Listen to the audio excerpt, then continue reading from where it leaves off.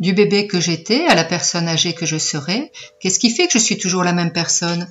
À partir de l'expérience de pensée du bateau de Thésée, notre ronde des philosophes réfléchit à cette question. Aujourd'hui, notre ronde des philosophes accueille Monsieur Locke, Monsieur Leibniz, Monsieur Ricoeur et Madame de Beauvoir. Nous sommes accompagnés de Emmerich et de Marie-Lou. Je les laisse se présenter. Je m'appelle John Locke, je suis un philosophe anglais du XVIIe siècle. Je m'appelle Gottfried Leibniz, je suis un philosophe allemand du XVIIe siècle et du début du XVIIIe. Je m'appelle Paul Ricoeur, je suis un philosophe français du XXe siècle. Je m'appelle Simone de Beauvoir, je suis une philosophe du XXe siècle. Je suis Emmerich. Je suis Marie-Lou. Je suis Christine.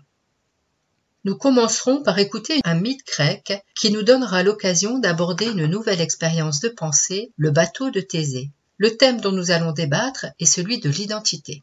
Écoutons cette histoire.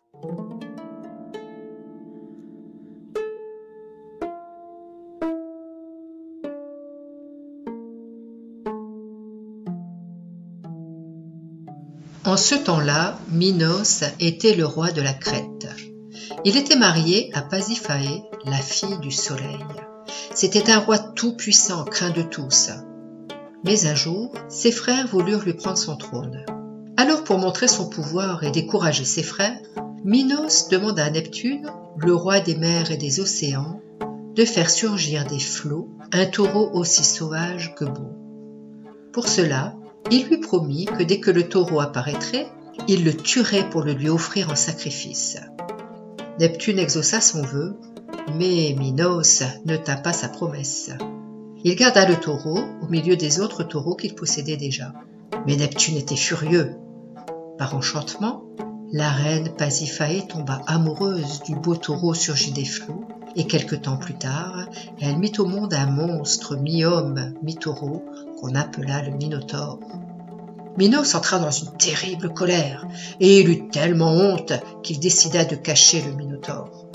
Il demanda à son architecte Dédale de construire un endroit d'où personne ne pourrait sortir, et surtout pas le Minotaure. C'est ainsi que Dédale créa un labyrinthe dans lequel le Minotaure fut enfermé. Minos était de plus en plus cruel. Son royaume ne cessait de s'agrandir car il faisait la guerre à tous ses voisins. Lorsque son fils mourut à Athènes, il en conçut une telle rage contre les Athéniens que lorsqu'il conquit Athènes, il exigea que, tous les 9 ans, 7 jeunes filles et 7 jeunes gens viennent servir de nourriture au Minotaure. Ce malheureux jour arriva pour la 3e fois. Thésée, le fils du roi d'Athènes, demanda à faire partie des 14 sacrifiés.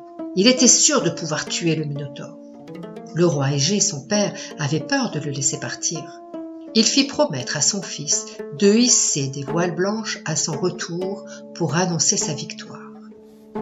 Thésée partit avec des voiles noires hissées sur son bateau et des voiles blanches pliées au fond de la cale. Son bateau quitta le port, une foule l'acclamait.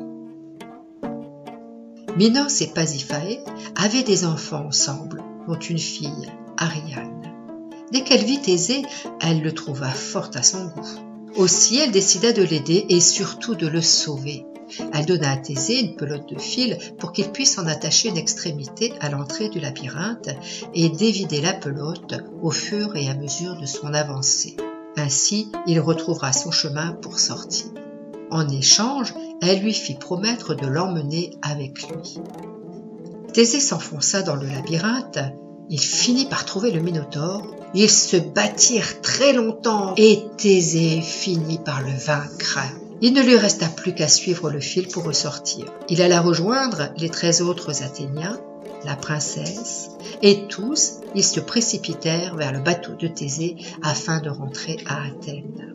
Sur la route du retour, ils durent s'arrêter sur l'île de Naxos. Ariane, épuisée, s'endormit. Thésée en profita pour repartir à bord de son bateau avec ses amis. Ils étaient tellement pressés qu'ils oublièrent de hisser les voiles blanches, si bien qu'arrivé à portée de vue d'Athènes, c'étaient les voiles noires qui étaient visibles. Croyant son fils mort, le roi Égée se tua de désespoir en se jetant dans la mer. À son arrivée, Thésée comprit son oubli et il en fut très triste. Cependant, il fut acclamé par les Athéniens car il avait vaincu le terrible Minotaure. Pour se souvenir toujours de cet exploit, les Athéniens décidèrent de garder le bateau de Thésée et de l'exposer pour que chacun puisse l'admirer et se souvenir. Peu à peu, au fil des années, le bateau s'abîmait à cause du vent, de la pluie. Alors les Athéniens le réparaient. Tantôt ils changeaient des planches, tantôt des rames, tantôt des cordes, et aussi le mât et les clous rouillés. Au bout d'un grand nombre d'années, tous les éléments du bateau de Thésée avaient été changés. Il restait ainsi, aussi beau, aussi neuf que lorsque Thésée et ses amis étaient revenus. De nombreuses personnes venaient l'admirer, le visiter. Un jour, l'un d'entre eux dit « Ce n'est pas le bateau de Thésée, tous ses composants ont été remplacés. » Un autre lui répondit « Bien sûr que si, c'est le bateau de Thésée, il est toujours le même depuis toutes ces années. » Et ainsi, un attroupement se fit. Les uns tenaient pour celui qui disait que ce n'était plus le bateau de Thésée, et les autres disaient qu'au contraire, c'était toujours le bateau de Thésée et qu'il en serait toujours ainsi. Et vous, qu'en pensez-vous ? Moi, je dirais que c'est le bateau de Thésée, on l'a juste réparé, et puis on voit bien que c'est le même. Si je change la roue de mon vélo et que je mets la même roue, mais neuve, ça reste quand même mon vélo, c'est le même vélo. Je continue à l'utiliser de la même manière, il est pareil qu'avant de changer la roue. Mais si un peu à la fois, on change toutes les pièces de ton vélo, est-ce le même vélo qu'au début ? Moi je pense que ce n'est plus le même, même s'il lui ressemble comme deux gouttes d'eau. Ce ne sont plus les mêmes pièces d'origine, donc c'est un autre vélo. Donc, si je comprends bien, pour Aymeric, puisque le vélo comme le bateau ont toujours la même forme, c'est le même vélo, tandis que pour Marie-Lou, la même forme ne suffit pas. La matière qu'on utilise est différente. Je l'ai eu pour mon anniversaire il y a 2 ans. C'est toujours le mien et je fais les mêmes choses avec. Je l'utilise tout le temps pour m'amuser, pour aller à l'école, pour transporter des choses. Tout le monde sait que c'est le mien, je l'ai customisé et on me voit partout avec. En fait, ça dépend peut-être de la manière dont on définit l'identité de quelque chose ou de quelqu'un. Par exemple, au fil du temps, notre corps change. Nos cellules se renouvellent tous les 7 ans environ. De plus, entre notre naissance et aujourd'hui, il a grandi, il s'est modifié. Nos centres d'intérêt, nos connaissances, nos valeurs, nos avis changent aussi au cours du temps. Et pourtant, je sais que c'est toujours moi, je reste la même personne. Je m'appelle Christine, sur ma carte d'identité il y a des informations sur moi, mais ça ne suffit pas à dire qui je suis. Alors qu'est-ce qui fait notre identité ? Mon histoire ? Mes souvenirs ? Ma mémoire ?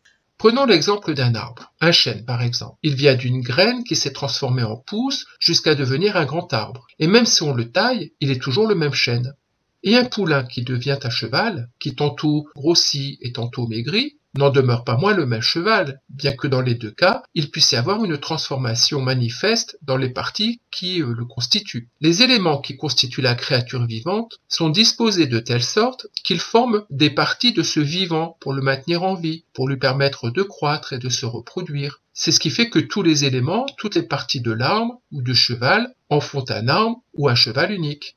Les branches, l'écorce, les feuilles, etc. pour l'arbre, ou les veines, les artères, les muscles, la peau, le corps, etc. pour le cheval, en font un corps d'un seul tenant, partageant une seule vie commune.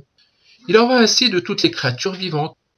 Cependant, l'identité de l'homme et l'identité personnelle sont deux choses différentes. Par exemple, imaginons que l'âme d'un prince se trouve soudain dans le corps d'un savetier ou d'un cordonnier. C'est la même personne, le prince. Mais ce n'est pas le même homme. Une personne est un être pensant et intelligent, doué de raison, de réflexion, et qui peut se considérer une même chose pensante en différents temps et lieux. C'est la conscience qui va faire l'identité personnelle. L'identité d'une personne s'étend aussi loin que sa conscience peut atteindre dans le passé ses actions ou ses pensées. Si je ne peux pas me rappeler une de mes actions, cette action ne m'appartient pas. Ce qui compte, c'est la conscience de soi. L'identité personnelle repose sur l'unité de la conscience et l'identité physique repose sur l'unité de la substance. Oula, c'est compliqué, hein. Je crois que je commence à comprendre. En définitive, c'est la mémoire qui est la conscience. C'est la conscience de nos actes et de nos pensées passées. La mémoire, c'est la conscience que ce passé le présent font un. C'est le même moi qui a agi ou pensé autrefois et celui qui aujourd'hui fait autre chose ou pense autre chose.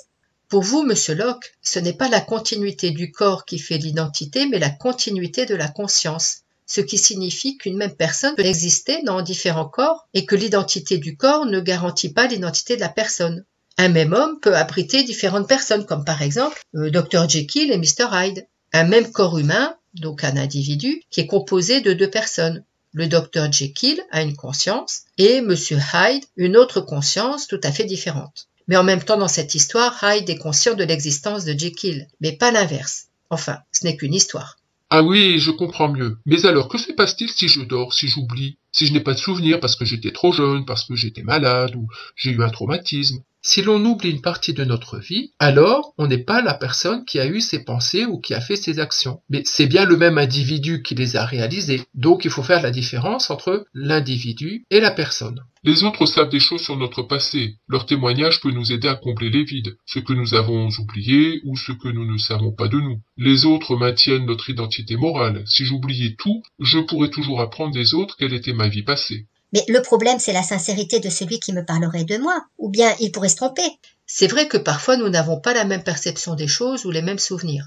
La solution, c'est peut-être de ne pas se fier à un seul témoignage, mais à plusieurs, et aussi de mener une enquête, de chercher des preuves.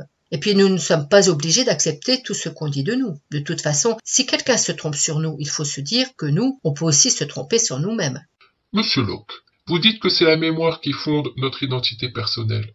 Nous savons bien que toutes les pensées ne sont pas conscientes. Nous avons des pensées qui ne sont pas actuellement présentes dans notre conscience. Et en même temps, nous ne pouvons pas avoir conscience de tous nos souvenirs, car il y a des perceptions inconscientes qui nous affectent. Et même durant notre sommeil, nous continuons à percevoir des choses qui nous modifient. Par exemple, nous pouvons percevoir le froid, le chaud, les bruits. Parfois nous les intégrons dans nos rêves d'ailleurs.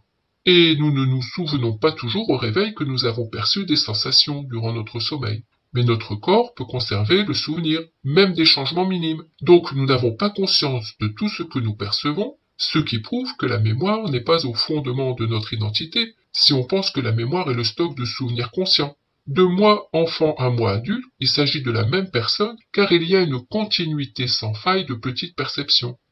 Si soudain je m'évanouis, je ne cesse pas d'être identique à moi-même, mes perceptions continuent. Ce qui fait l'identité, c'est ce qui arrive au corps, tous les états qu'il traverse. La conscience, c'est juste un moment où on se rend compte en partie d'un de ces états, mais le reste reste inconscient. Chez vous, monsieur Locke, tout ce qui nous arrive est conscient, tandis que pour moi, il n'y a qu'une petite partie de ce qui nous arrive qui est conscient. J'aimerais revenir sur la remarque de Christine quand elle dit qu'on n'est pas obligé d'accepter tout ce qu'on dit de nous. Il y a un autre aspect de l'identité que vous n'avez pas pris en compte, c'est l'identité qu'on nous assigne, qu'on nous donne.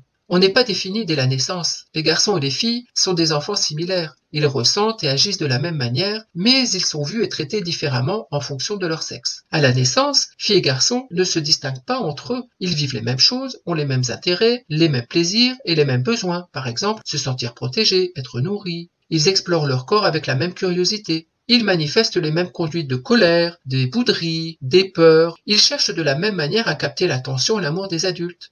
Ils ont les mêmes capacités intellectuelles, ils peuvent faire les mêmes choses. Mais ce sont les autres qui les distinguent entre les genres féminins et masculins. C'est l'éducation qu'on leur donne, et les messages conscients et inconscients qu'on leur transmet. Une fille c'est comme ci, un garçon c'est comme ça. On n'attend pas les mêmes choses des filles et des garçons. En fait, on se définit par nos actes, mais aussi dans la relation à l'autre, dans les attentes de l'autre, vis-à-vis de nous.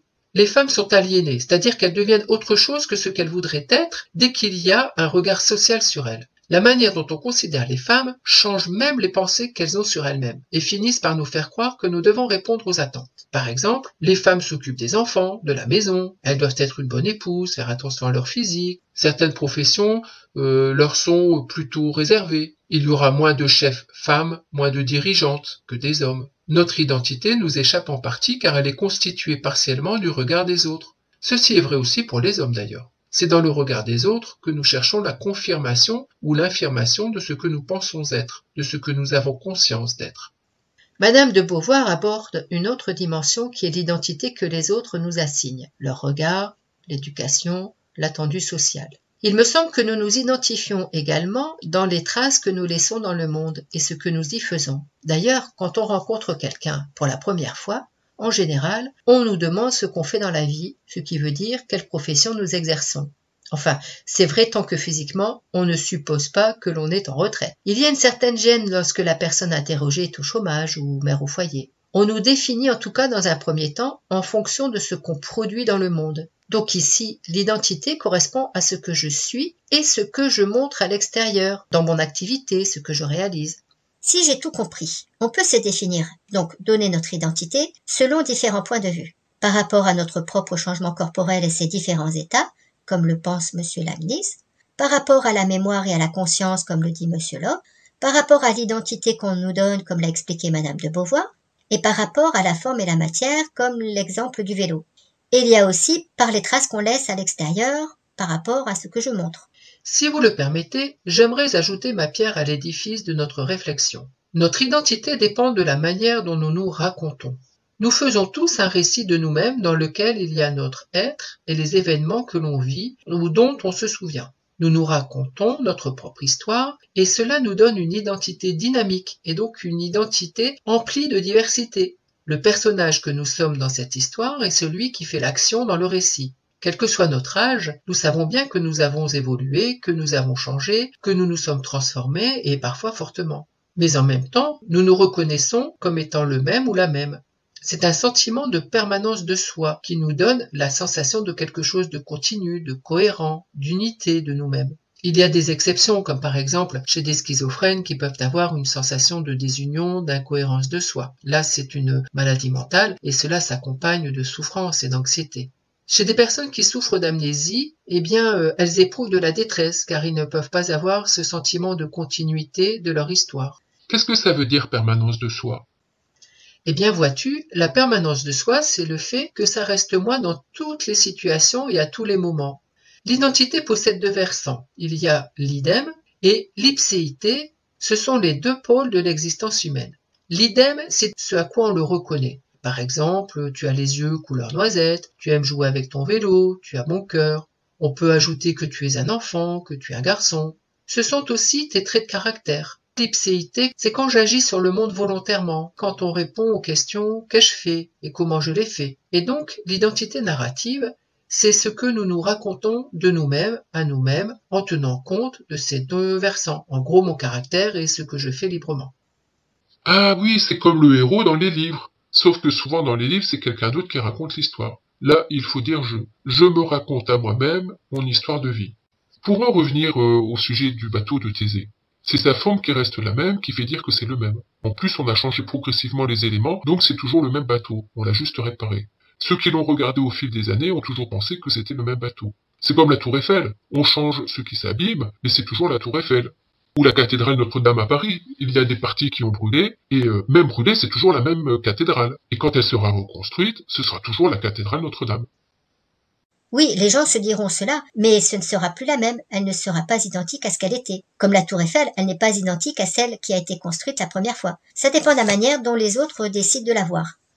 Est-ce la même chose pour les êtres vivants, en particulier les humains? Nous avons vu avec M. Locke que ce qui fait notre identité personnelle, c'est notre conscience de soi et notre mémoire. Ce n'est pas la continuité du corps qui fait l'identité, mais la continuité de la conscience, ce qui signifie qu'une même personne peut exister dans différents corps et que l'identité du corps ne garantit pas l'identité de la personne.